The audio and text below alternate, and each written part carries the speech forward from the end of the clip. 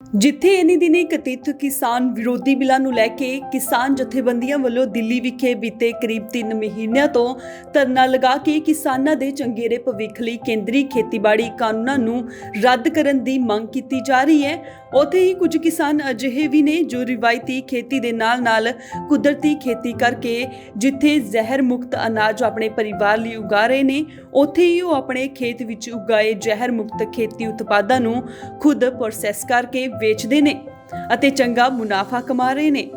ਅੱਜ ਅਸੀਂ ਤੁਹਾਨੂੰ ਅਜਿਹੇ ਇੱਕ ਕਿਸਾਨ ਨਾਲ ਮਿਲਾਉਣ ਜਾ ਰਹੇ ਹਾਂ ਜੋ ਆਪਣੇ ਖੇਤ ਵਿੱਚ ਜਿੱਥੇ ਵੱਖ-ਵੱਖ ਖੇਤੀ ਉਤਪਾਦ ਉਗਾ ਕੇ ਉਹਨਾਂ ਨੂੰ ਪ੍ਰੋਸੈਸ ਕਰਕੇ ਵੇਚ ਰਿਹਾ ਹੈ, ਉੱਥੇ ਹੀ ਉਹ ਆਪਣੇ ਘਰ ਅੰਦਰ ਗਊਆਂ ਦੇ ਦੁੱਧ ਤੋਂ ਬਣੇ ਉਤਪਾਦ ਵੀ ਬਣਾ ਕੇ ਵੇਚ ਰਿਹਾ ਹੈ ਅਤੇ ਸਭ ਤੋਂ ਵੱਡੀ ਗੱਲ, ਉਸ ਨੂੰ ਆਪਣੇ ਉਤਪਾਦਾਂ ਲਈ ਮੰਡੀਕਰਨ ਲਈ ਕਿਸੇ ਵਿਸ਼ੇਸ਼ ਮੰਡੀ ਦੀ ਲੋੜ ਨਹੀਂ, ਸਗੋਂ ਉਸ ਦੇ ਉਤਪਾਦਾਂ ਦੀ ਗੁਣਵੱਤਾ ਦੇ ਚੱਲਦੇ ਲੋਕ ਖੁਦ ਆ ਕੇ ਉਸ ਦੇ ਘਰੋਂ ਉਸ ਦੇ ਉਤਪਾਦ ਖਰੀਦਦੇ ਨੇ।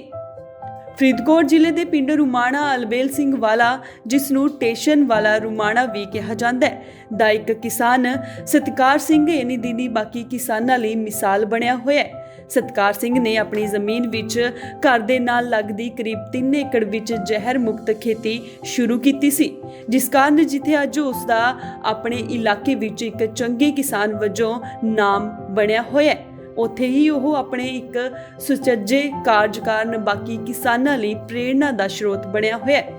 ਸਤਿਕਾਰ ਸਿੰਘ ਆਪਣੇ ਖੇਤ ਵਿੱਚ ਗੰਨਾ ਉਗਾ ਕੇ ਉਸ ਤੋਂ ਗੁੜ ਅਤੇ ਸ਼ੱਕਰ ਬਣਾ ਕੇ ਵੇਚਦੇ ਨੇ। ਵੱਖ-ਵੱਖ ਦਾਲਾਂ, ਕਣਕ ਅਤੇ ਝੋਨਾ ਆਦਿ ਵੀ ਉਗਾਉਂਦੇ ਨੇ। ਇਸ ਵਕਤ ਉਹਨਾਂ ਦੇ ਖੇਤ ਵਿੱਚ 2 ਤਰ੍ਹਾਂ ਦੇ ਛੋਲੇ, ਕਰੀਬ 4 ਕਿਸਮ ਦਾ ਗੰਨਾ, ਚੁਕੰਦਰ, ਹਾਲੋਂ 2 ਕਿਸਮ ਦੀ ਅਲਸੀ, ਦੇਸੀ ਨਿੰਬੂ ਆਦਿ ਉਗਾਏ ਜਾ ਰਹੇ ਨੇ। ਉੱਥੇ ਹੀ ਉਹਨਾਂ ਵੱਲੋਂ ਵੱਖ-ਵੱਖ ਤਰ੍ਹਾਂ ਦੇ ਐਂਟੀਬਾਇਓਟਿਕ ਪੌਦੇ ਵੀ ਉਗਾਏ ਜਾਂਦੇ ਨੇ, ਜਿਨ੍ਹਾਂ ਵਿੱਚੋਂ ਅਹਿਮ ਹੈ ਇਨਸੂਲਿਨ ਦਾ ਪੌਦਾ। ਇਸ ਮੌਕੇ ਗੱਲਬਾਤ ਕਰਦੇ ਹਾਂ ਕਿਸਾਨ ਸਤਕਾਰ ਸਿੰਘ ਨੇ ਕਿਹਾ ਕਿ ਉਹਨਾਂ ਵੱਲੋਂ ਕਰੀਬ 5 ਸਾਲ ਪਹਿਲਾਂ ਖੇਤੀ ਵਿਰਾਸਤ ਮਿਸ਼ਨ ਅਤੇ ਖੇਤੀ ਵਿਗਿਆਨ ਕੇਂਦਰ ਦੇ ਸਹਿਯੋਗ ਨਾਲ ਆਰਗੈਨਿਕ ਖੇਤੀ 3 ਏਕੜ ਵਿੱਚ ਸ਼ੁਰੂ ਕੀਤੀ ਗਈ ਸੀ, ਜਿਸ ਨੂੰ ਉਹ ਹੌਲੀ-ਹੌਲੀ ਵਧਾ ਰਿਹਾ ਹੈ। ਉਹਨਾਂ ਨੇ ਦੱਸਿਆ ਕਿ ਸ਼ੁਰੂ ਵਿੱਚ ਜਦ ਜ਼ਮੀਨ ਵਿੱਚ ਬਿਨਾਂ ਰੇ ਸਪਰੇ ਦੇ ਫਸਲ ਬੀਜੀ ਗਈ ਤਾਂ ਫਸਲ ਬਹੁਤ ਘੱਟ ਪੈਦਾ ਹੋਈ ਅਤੇ ਰਿਸ਼ਤੇਦਾਰਾਂ ਅਤੇ ਸਾਕ ਸੰਬੰਧੀਆਂ ਨੇ ਕਿਹਾ ਕਿ ਕਿਉਂ ਪੰਗੇ ਲੈ ਰਹੇ ਹੈ। ਉਹਨਾਂ ਕਿਹਾ ਕਿ ਪਰ ਉਸਦੀ ਪਤਨੀ ਵੀਰਪਾਲ ਕੌਰ ਨੇ ਹੱਲਾਸ਼ੇਰੀ ਦਿੱਤੀ ਅਤੇ ਉਸਨੇ ਖੇਤੀ ਸ਼ੁਰੂ ਕੀਤੀ, ਜਿਸ ਵਿੱਚ ਅੱਜ ਉਸ ਨੂੰ ਜਿੱਥੇ ਆਪਣੇ ਪਰਿਵਾਰ ਲਈ ਜ਼ਹਿਰ ਮੁਕਤ ਅਨਾਜ ਮਿਲ ਰਿਹਾ ਹੈ, ਉੱਥੇ ਹੀ ਉਹ ਆਪਣੀਆਂ ਤਿਆਰ ਕੀਤੀਆਂ ਫਸਲਾਂ ਨੂੰ ਪ੍ਰੋਸੈਸ ਕਰਕੇ ਖੁਦ ਇਸ ਨੂੰ ਵੇਚ ਰਿਹਾ ਹੈ। ਮੈਂ 2015 ਤੋਂ ਆਰਗੈਨਿਕ ਖੇਤੀ ਸ਼ੁਰੂ ਕੀਤੀ ਹੈ ਜੀ। ਉਹਦੇ ਵਿੱਚ ਮੈਂ ਕਣਕ, ਛੋਲੇ, ਮਤਲਬ ਦਾਲਾਂ ਜੋ ਹੁੰਦੀਆਂ, ਜੋ ਵੀ ਆਪਣੇ ਪੰਜਾਬ ਦੇ ਵਿੱਚ ਹੁੰਦੀਆਂ, ਉਹ ਸਾਰੀਆਂ ਮੈਂ ਉਗਾ ਕੇ ਵੇਖੀਆਂ ਜੀ। ਅਤੇ ਮਸਾਲੇ ਵੀ ਅਸੀਂ ਆਪਣੇ ਖੇਤ ਦੇ ਵਿੱਚ ਉਗਾ ਲਈਦੇ ਆ, ਜਿਵੇਂ ਸੌਂਫ, ਜਮੈਣ, ਕਲੌਂਜੀ, ਇਹ ਸਾਰੇ ਆਪਣੇ ਜ਼ਮੀਨ 'ਚ ਹੋ ਜਾਂਦੇ ਜੀ। ਕਿੰਨਾ ਕੁ ਸਹਿਯੋਗ ਲੋਕਾਂ ਵੱਲੋਂ ਮਿਲਦਾ? ਸਹਿਯੋਗਾਂ ਦਾ ਜਿਹੜਾ ਸਹਿਯੋਗ ਆ ਲੋਕਾਂ ਦਾ ਜੀ ਬਹੁਤ ਵਧੀਆ ਮਿਲਦਾ, ਸਰਕਾਰੀ ਅਦਾਰਿਆਂ ਦਾ ਵੀ ਮਿਲਦਾ, ਖੁਦ ਮੇਰੇ ਕੋਲੇ ਆਉਂਦੇ ਆ, ਆਮ ਲੋਕ ਵੀ ਵੇਖਣ ਆਉਂਦੇ ਆ, ਦੂਰੋਂ ਵੀ ਆਉਂਦੇ ਆ। ਜਿਵੇਂ ਮੇਰਾ ਗੌੜਾ ਉਹ ਕੈਨੇਡਾ 'ਚ ਵੀ ਚਲਾ ਗਿਆ, ਮੁਹਾਲੀ 'ਚ ਵੀ ਚਲਾ ਗਿਆ, ਜਿਹੜੇ ਸਾਡੇ ਨਾਲ ਜਾਂਦੇ ਆ, ਜਿਨ੍ਹਾਂ ਨੂੰ ਪਤਾ ਲੱਗਦਾ, ਉਹ ਸਾਰੇ ਹੀ ਵਧੀਆ ਸਹਿਯੋਗ ਮਿਲਦਾ। ਸਭ ਮਾਰਕੀਟਿੰਗ ਕਿਵੇਂ ਕਰਦੇ? ਮਾਰਕੀਟ ਸਾਡੀ ਘਰੋਂ ਹੀ ਹੋ ਜਾਂਦੀ ਹੈ ਜੀ। ਘਰੋਂ ਆ ਕੇ ਲੋਕ ਲੈ ਜਾਂਦੇ? ਹਾਂਜੀ, ਇੱਕ ਅਸੀਂ ਸਾਹੀਵਾਲ ਗਾਵਾਂ ਰੱਖੀਆਂ, ਜਿਹੜੇ ਸਾਡੇ ਦੁੱਧ ਦੇ ਕਸਟਮਰ ਆ ਉਹ ਵੀ ਸਾਥੋਂ ਸਮਾਨ ਲੈਂਦੇ, ਉਹ ਅਸੀਂ ਪਹੁੰਚਾ ਦਿੰਦੇ ਹਾਂ ਜੀ। ਕਿਹੜੀਆਂ ਫਸਲਾਂ ਤੁਸੀਂ ਆਰਗੈਨਿਕ ਉਗਾਉਂਦੇ ਹੋ ਔਰ ਕਦੋਂ ਤੋਂ ਉਗਾਉਂਦੇ ਆ ਰਹੇ ਹੋ? ਕਿੰਨੀ ਏਰੀਏ ਦੇ ਵਿੱਚ? 2015 ਤੋਂ ਮੈਂ ਪਹਿਲਾਂ ਹੀ ਦੱਸਿਆ ਜੀ ਉਗਾ ਰਿਹਾ, ਅਤੇ ਇਹਦੇ 3 ਕਿੱਲਿਆਂ ਦੀ ਮੈਂ ਖੇਤੀ ਕਰ ਰਿਹਾ ਜੀ। ਅੱਗੇ ਮੈਂ ਵਧਾਈ ਕੋਸ਼ਿਸ਼ ਕਰ ਰਿਹਾ ਜੀ, ਹੋਰ ਵਧਾਉਣ ਦੀ। ਇਹਦੇ ਵਿੱਚ ਮੈਂ ਸਾਰੀਆਂ ਫਸਲਾਂ ਹੀ ਲਾ ਰਿਹਾ 3 ਕਿੱਲਿਆਂ 'ਚ ਜੀ।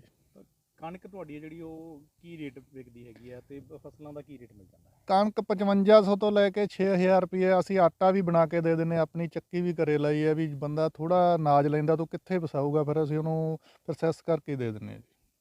ਤਾਂ ਸਰਕਾਰ ਵੱਲੋਂ ਹੁਣ ਤੱਕ ਕੋਈ ਐਪਰੀਸ਼ੀਏਸ਼ਨ ਹੋਈ? ਸਰਕਾਰ ਵੱਲੋਂ ਤਾਂ ਪੂਰਾ ਹੀ ਸੰਯੋਗ ਹੈ ਜੀ। ਜੋ ਸਰਕਾਰ ਦਾ ਸੰਯੋਗ ਹੁੰਦਾ ਕ੍ਰਿਸ਼ੀ ਵਿਗਿਆਨ ਕੇਂਦਰਾਂ ਵੱਲੋਂ, ਜਿਹੜੇ ਸਾਰੇ ਖੇਤੀਬਾੜੀ ਯੂਨੀਵਰਸਿਟੀਆਂ। ਜਦੋਂ ਤੁਸੀਂ ਇਹ ਕਾਰੋਬਾਰ ਸ਼ੁਰੂ ਕੀਤਾ ਸੀ, ਆਰਗੈਨਿਕ ਖੇਤੀ ਨਾਲ ਜੁੜੇ ਹੋ, ਕਈ ਦਿੱਕਤਾਂ ਆਈਆਂ ਹੋਣਗੀਆਂ, ਕਈ ਸਮੱਸਿਆਵਾਂ ਆਈਆਂ ਹੋਣਗੀਆਂ, ਕਿਵੇਂ ਉਹਨਾਂ ਨੂੰ ਨਜਿੱਠਿਆ, ਕਿਵੇਂ ਲੱਗਿਆ, ਕਿਹੜੀਆਂ ਮੁਸ਼ਕਲਾਂ? ਸਮੱਸਿਆ ਤਾਂ ਸਭ ਤੋਂ ਪਹਿਲਾਂ ਜੀ, ਜਿਵੇਂ ਕਿਸੇ ਦਾ ਨਸ਼ਾ ਛਡਾਉਣਾ, ਕੇਂਦਰ 'ਚ ਜਾ ਕੇ ਐਵੇਂ ਜ਼ਮੀਨ ਦਾ ਨਸ਼ਾ ਛਡਾਉਣਾ ਪੈਂਦਾ ਜੀ। ਸਮੱਸਿਆ ਤਾਂ ਜੋ ਮੈਂ ਪਹਿਲੇ ਸਾਲ ਸ਼ੁਰੂ ਕੀਤੀ ਸੀ, ਮੇਰੀ 4 ਕਨਾਲਾਂ 'ਚੋਂ 20 ਕਿੱਲੋ ਸਰੋਂ ਹੋਈ ਸੀ, ਅਤੇ 1 ਕਿੱਲੇ 'ਚੋਂ ਮੇਰੀ 11 ਮਣ ਕਣਕ ਹੋਈ ਸੀ। ਮੈਨੂੰ ਜਿਹੜਾ ਸਾਡੇ ਸਾਈਡ ਵਾਲੇ ਲੋਕ ਸੀ ਜਾਂ ਸਾਡੇ ਰਿਸ਼ਤੇਦਾਰ ਸੀ, ਉਹ ਵੀ ਸਾਨੂੰ ਕਹਿੰਦੇ ਬਹੁਤ ਵੱਡਾ ਹੈ, ਗਲਤ ਕੰਮ ਕਰ ਰਿਹਾ। ਮੈਂ ਕਿਹਾ ਗਲਤ ਨਹੀਂ ਕਰ ਰਿਹਾ, ਮੈਂ ਜੋ ਪਰਮਾਤਮਾ ਵਾਲਾ ਨੇ ਜਿਹੜਾ ਬਖਸ਼ ਕੀਤੀ ਹੈ, ਪਵਨ ਗੁਰੂ ਪਾਣੀ ਪਿਤਾ ਵਾਲਾ, ਉਹਦੀ ਮੈਂ ਸੁਧਾਰ ਕਰਨ ਦੇ ਵਿੱਚ ਥੋੜ੍ਹਾ ਜਿਹਾ ਹੱਲ ਕਰ ਰਿਹਾ ਜੀ। ਤਾਂ ਫਿਰ ਕਿੱਦਾਂ ਦਾ ਪਹਿਲੇ ਸਾਲ ਦੇ ਨਾਲੋਂ ਫਿਰ ਅਗਲੇ ਸਾਲ ਕਿੰਨਾ ਕੁ ਜਿਹੜਾ ਹੈਗਾ ਫਰਕ? ਅਗਲੇ ਸਾਲ ਫਿਰ ਉਹ ਪ੍ਰਮਾਤਮਾ ਵੀ ਤੁਹਾਨੂੰ ਦੇਖਦਾ ਜੀ, ਵੀ ਕਿੱਥੇ ਜੇ ਖੜਾ ਠੋਕਰ ਮਾਰ ਕੇ, ਫਿਰ ਉਹ ਮੇਰਾ ਅਗਲੇ ਸਾਲ ਜਿਹੜੀਆਂ ਮੇਰੀਆਂ ਫਸਲਾਂ ਸੀ ਉਹ ਮੇਰਾ ਝਾੜ ਵਧਣ ਲੱਗ ਗਿਆ। ਫਿਰ ਮੈਨੂੰ ਨੌਲੇਜ ਮਿਲਣ ਲੱਗ ਗਈ, ਮੈਂ ਕਿਤਾਬਾਂ ਵੀ ਪੜ੍ਹੀਆਂ। ਫਿਰ ਜੋ ਮੈਂ ਪਹਿਲਾਂ ਮੇਰੇ ਕੋਲ HF ਗਾਵਾਂ ਸੀ, ਮੈਂ ਫਿਰ ਸਾਹੀਵਾਲ ਲਿਆਂਦੀਆਂ, ਉਹਦਾ ਜਿਹੜਾ ਵੇਸਟ ਸੀ, ਜਿਵੇਂ ਮਤਲਬ ਪਿਸ਼ਾਬ ਸੀ ਜਾਂ ਗੋਬਰ ਸੀ, ਉਹਦੇ ਤੋਂ ਸੂਖਮ ਜੀਵ ਤਿਆਰ ਹੋਏ, ਵੇਸਟ ਡੀਕੰਪੋਜ਼ਰ ਬਣਾਇਆ, ਗੁੜ ਜਲ ਅਮਰਤ ਬਣਾਇਆ, ਉਹਦੇ ਨਾਲ ਬੈਕਟੀਰੀਆ ਬਣਾ ਕੇ ਮੇਰੇ ਜਿਹੜੇ ਖੇਤ ਦੇ ਵਿੱਚ ਜਿਹੜੀ ਸ਼ਕਤੀ ਸੀ ਉਹ ਵਧਣ ਲੱਗ ਗਈ ਜੀ। ਉਹਦੇ ਨਾਲ ਮੇਰੀ ਜਿਹੜੀ ਹਰ ਸਾਲ ਕੁਛ ਨਾ ਕੁਛ ਫਰਕ ਪੈਣਾ ਸ਼ੁਰੂ ਹੋਣ ਕਰਕੇ ਮੇਰਾ ਚੰਗਾ ਰਿਜ਼ਲਟ ਮਿਲਣਾ ਸ਼ੁਰੂ ਹੋ ਗਿਆ ਜੀ। ਆਮ ਆਪਣੇ ਕਿਸਾਨ ਭਰਾਵਾਂ ਨੂੰ ਕੀ ਤੁਸੀਂ ਮੈਸੇਜ ਦੇਣਾ ਚਾਹੋਗੇ? ਕਿਸਾਨ ਭਰਾਵਾਂ ਨੂੰ ਇਹੀ ਕਹਿਣਾ ਚਾਹੁੰਦਾ ਜੀ, ਹੁਣ ਮੇਰੇ ਕੋਲੇ ਕਈ ਮਤਲਬ 35-40 ਕਿੱਲਿਆਂ ਵਾਲੇ ਵੀ ਬੰਦੇ ਗੁੜ ਲੈਣ ਆਉਂਦੇ ਆ। ਸਮਾਨ ਮੇਰਾ ਤਾਂ ਇੱਕੋ ਹੀ ਹੁੰਦਾ, ਵੀਰ ਜੀ ਵੀ ਤੁਸੀਂ ਵੀ ਕਰੋ, ਤੁਹਾਡੀ ਹੈਲਪ ਕਰਾਂਗੇ। ਤੇ ਸਾਰੇ ਕਿਸਾਨਾਂ ਨੂੰ ਤੇ ਜਿਹੜੇ ਘਰਾਂ 'ਚ ਬੈਠੇ ਉਹਨਾਂ ਨੂੰ ਆਪਦੇ ਛੱਤ ਤੇ ਬਗੀਚੀ ਆਰਗੈਨਿਕ ਲਾਉਣੀ ਚਾਹੀਦੀ ਆ, ਤੇ ਉਹ ਪੂਰਾ ਸਹਿਯੋਗ ਵੀ ਦੇਵਾਂਗੇ ਵੀ ਕਿਵੇਂ ਹੋਊਗੀ ਤੇ ਵਧੀਆ ਹੋ ਜਾਂਦੀ ਹੈ। ਪ੍ਰਮਾਤਮਾ ਦੇ ਵਿਸ਼ਵਾਸ ਰੱਖੋ ਜੀ। ਇਸ ਮੌਕੇ ਕਿਸਾਨ ਸਤਕਾਰ ਸਿੰਘ ਦੀ ਪਤਨੀ ਵੀਰਪਾਲ ਕੌਰ ਨੇ ਕਿਹਾ ਕਿ ਉਹ ਆਪਣੇ ਪਤੀ ਦੇ ਨਾਲ ਮਿਲ ਕੇ ਖੇਤ ਵਿੱਚ ਕੰਮ ਕਰਦੀ ਹੈ ਅਤੇ ਜ਼ਹਿਰ ਮੁਕਤ ਫਸਲਾਂ ਉਗਾ ਕੇ ਜਿੱਥੇ ਉਹ ਆਪਣੇ ਘਰ ਵਿੱਚ ਜ਼ਹਿਰ ਮੁਕਤ ਅਨਾਜ ਵਰਤਦੇ ਨੇ, ਉੱਥੇ ਹੀ ਉਹ ਇਹਨਾਂ ਨੂੰ ਪ੍ਰੋਸੈਸ ਕਰ ਵੇਚਦੇ ਨੇ। ਮੈਂ ਬਹੁਤ ਪ੍ਰਭਾਵਿਤ ਹਾਂ ਜੀ, ਤੇ ਮੈਂ ਇਹਨਾਂ ਨੂੰ ਮਤਲਬ ਨਾਲ ਲਾ ਕੇ ਤੇ ਨਾਲ ਲੱਗ ਕੇ ਦੋਨੋਂ ਹੀ ਤਰ੍ਹਾਂ ਨਾਲ ਕੰਮ ਨੂੰ ਸਿਰੇ ਚਾੜ੍ਹਦੇ ਅਸੀਂ, ਤੇ ਬੜੀ ਖੁਸ਼ੀ ਹੁੰਦੀ ਹੈ ਜਦੋਂ ਕੋਈ ਪ੍ਰਸ਼ੰਸਾ ਵੀ ਕਰਦਾ ਮਤਲਬ ਚੰਗੇ ਕੰਮ ਦੀ, ਤੇ ਲੋਕ ਆਉਂਦੇ ਆ, ਵੇਖਣ ਆਉਂਦੇ ਆ, ਤਾਂ ਅੱਛਾ ਲੱਗਦਾ ਹੈ। ਬਾਕੀ ਸ਼ੁਰੂ ਦੇ ਵਿੱਚ ਲੋਕਾਂ ਨੇ ਇਹ ਨਹੀਂ ਕਿਹਾ ਕਿ ਕਿਹੜੇ ਗਲਤ ਕੰਮ ਤੇ ਲੱਗ ਗਏ ਜਦੋਂ ਉਹ- ਜਿਹੜੇ ਝਾੜ ਬਹੁਤ ਘੱਟ ਨਿਕਲੇ ਹੋਣੇ ਆ? ਉਹ ਤਾਂ ਪਹਿਲਾ ਨੰਬਰ ਤਾਂ ਘਰ ਦੇ ਹੀ ਵਿਰੋਧੀ ਹੁੰਦੇ ਆ ਜੀ। ਹੁਣ ਹੌਲੀ ਹੌਲੀ ਸਹਿਯੋਗੀ ਵੀ ਹੈ, ਵਿਰੋਧੀ ਵੀ ਹੈ। ਮਤਲਬ ਬਹੁਤ ਡਿਫੀਕਲਟ ਕੰਮ ਮੈਨੂੰ ਮੰਨਿਆ ਜਾਂਦਾ ਹੈ, ਵੀ ਔਖਾ, ਤੇ ਪਰ ਹੌਲੀ ਹੌਲੀ ਜਿਵੇਂ 5 ਸਾਲਾਂ ਦੇ ਵਿੱਚ ਅਸੀਂ ਮਤਲਬ ਆਪਣੇ ਆਪ ਨੂੰ ਹੁਣ ਖੁਸ਼ੀ ਮਹਿਸੂਸ ਕਰਨ ਲੱਗ ਗਏ ਹਾਂ ਇਹਦੇ ਵਿੱਚ। ਮਤਲਬ ਘਰ ਦਾ ਜਿਹੜਾ ਸਾਰਾ ਤੁਹਾਡਾ ਰਸੋਈ ਦਾ ਸਮਾਨ ਆ ਸਾਰਾ ਆਰਗੈਨਿਕ ਵਰਤਦੇ ਹੋ? ਹਾਂਜੀ ਬਿਲਕੁਲ, ਤਕਰੀਬਨ 80% ਮਤਲਬ ਜਿਵੇਂ ਆਪਣੇ ਲੂਣਦਾਨੀ ਦੇ ਵਿੱਚ ਤਿੰਨੋਂ ਚੀਜ਼ਾਂ, ਮਸਾਲੇ, ਮਿਰਚ ਔਰ ਹਲਦੀ, ਨਮਕ ਤੋਂ ਬਿਨਾ, ਉਹ ਸਾਡੀਆਂ ਆਪਣੀਆਂ ਘਰ ਦੀਆਂ ਹੈਗੀਆਂ। ਤਾਂ ਉਵੇਂ ਜੋ ਜੇ ਦੁੱਧ ਦੇ ਵਿੱਚ ਆ ਗਿਆ, ਉਹ ਵੀ 5-6 ਚੀਜ਼ਾਂ, ਦੁੱਧ, ਦਹੀਂ, ਲੱਸੀ, ਪਨੀਰ, ਹੈ ਨਾ, ਮੱਖਣ, ਘਿਓ, ਉਹ ਸਾਰਾ ਆਪਣਾ ਹੋ ਗਿਆ। ਮਿੱਠੇ ਦੇ ਵਿੱਚ ਜਿਵੇਂ ਗੁੜ, ਸ਼ੱਕਰ ਹੋ ਗਈ ਆਪਣੀ, ਤੇ ਦਾਲਾਂ ਸਾਰੀਆਂ ਹੋ ਗਈਆਂ, ਤੇ ਬਾਕੀ ਉਸ ਤੋਂ ਅੱਗੇ ਜਿਵੇਂ ਅਚਾਰ, ਉਹ ਆਪਣਾ ਘਰ ਦਾ ਹੋ ਗਿਆ। ਅਨਾਜ, ਮਿਲਟਸ, ਸਾਰਾ ਮਤਲਬ ਟੋਟਲ ਤੁਸੀਂ 80% ਕਹਿ ਸਕਦੇ ਆ ਸ਼ੁਰੂ ਕਿ। ਕਿੰਨਾ ਕੁ ਔਖਾ ਲੱਗਿਆ ਸੀ? ਬਾਕੀ ਇਹ ਤਾਂ ਜੀ ਇੰਟਰਸਟ ਦੇ ਸਿਰ 'ਤੇ ਹੁੰਦਾ। ਵੈਸੇ ਕੁਛ ਕੰਮ ਔਖੇ ਹੋਣ ਦੇ ਬਾਵਜੂਦ ਵੀ ਜੇ ਮਤਲਬ ਸਾਡਾ ਸ਼ੌਕ ਹੈ, ਫਿਰ ਅਸੀਂ ਔਖੇ ਹੋ ਕੇ ਵੀ ਉਹਨੂੰ ਨਿਭਾਉਣੇ ਆ, ਕਰਦੇ ਆ। ਤਾਂ ਔਖਾ ਵੀ ਸੀਗਾ, ਪਰ ਹੁਣ ਨਹੀਂ ਔਖਾ ਲੱਗਦਾ। ਮਾਰਕੀਟਿੰਗ ਕਿਵੇਂ ਲੱਗਦਾ ਜਦੋਂ ਲੋਕਾਂ ਨੂੰ ਸਮਾਨ ਖਰੀਦਣ ਆਉਂਦੇ ਆ, ਕਿੱਦਾਂ ਹਾਂਜੀ, ਲੱਗਦਾ?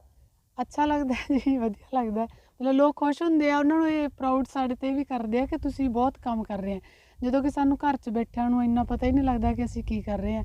ਪਰ ਜਦੋਂ ਲੋਕ ਆ ਕੇ ਦੱਸਦੇ ਤੁਸੀਂ ਆਹ ਵੀ ਕਰਦੇ, ਆਹ ਵੀ ਕਰਦੇ, ਵੀ ਬਹੁਤ ਅੱਛੀ ਗੱਲ ਹੈਗੀ ਹੈ ਇਹ, ਤੇ ਤੁਸੀਂ ਜੋ ਵੀ ਕਰਦੇ ਵੀ ਵਧੀਆ ਹੈਗਾ ਵੀ। ਹੋਰ ਕਿਸਾਨ ਸਵਾਣੀਆਂ ਨੂੰ ਤੁਸੀਂ ਕੀ ਜਿਹੜਾ ਹੈਗਾ ਮੈਸੇਜ ਦੇਣਾ ਚਾਹੋਗੇ? ਉਹਦੇ ਵਿੱਚ ਪਹਿਲਾ ਨੰਬਰ ਤਾਂ ਜੀ ਕਿਸਾਨ ਭਾਈਆਂ ਨੂੰ ਇਹ ਮੈਸੇਜ ਹੈਗਾ ਵੀ ਉਹਨਾਂ ਨੂੰ ਜੇ ਤੁਸੀਂ ਮਤਲਬ ਲੋਕਾਂ ਦੇ ਲਈ ਨਹੀਂ ਤਾਂ ਘੱਟੋ ਘੱਟ ਆਪਣੇ ਲਈ ਜ਼ਰੂਰ ਕਰਨਾ ਚਾਹੀਦਾ ਉਹਨਾਂ ਨੂੰ, ਕਿਉਂਕਿ ਜੋ ਸਾਡੇ ਪੰਜਾਬ ਦੇ ਮਤਲਬ ਕਲਾਈਮੇਟ ਦੇ ਅਕੋਰਡਿੰਗ ਜੋ ਚੀਜ਼ ਹੋ ਸਕਦੀ ਆ, ਉਹ ਆਪਣੀ ਧਰਤੀ ਦੇ ਵਿੱਚ ਜ਼ਰੂਰ ਪੈਦਾ ਕਰੋ। ਤੇ ਸਵਾਣੀਆਂ ਨੂੰ ਇਹ ਹੈਗਾ ਜੀ, ਜਿਹੜਾ ਪੈਕਟ ਕਲਚਰ ਹੁਣ ਅੱਜ ਕੱਲ੍ਹ ਸ਼ੁਰੂ ਹੋ ਗਿਆ ਕਿ ਅਸੀਂ ਹਰ ਇੱਕ ਚੀਜ਼ ਮਤਲਬ ਸਵਾਣੀਆਂ ਸੰਭਾਲਣਾ ਨਹੀਂ ਚਾਹੁੰਦੀਆਂ, ਵੀ ਜੋ ਚੀਜ਼ ਵੀ ਸੁਬਾਹ ਸ਼ਾਮ ਬਸ ਆ ਗਈ, ਬਾਜ਼ਾਰ 'ਚੋਂ ਪੈਕਟ ਖਰੀਦੋ, ਖਾਓ, ਵਰਤੋ।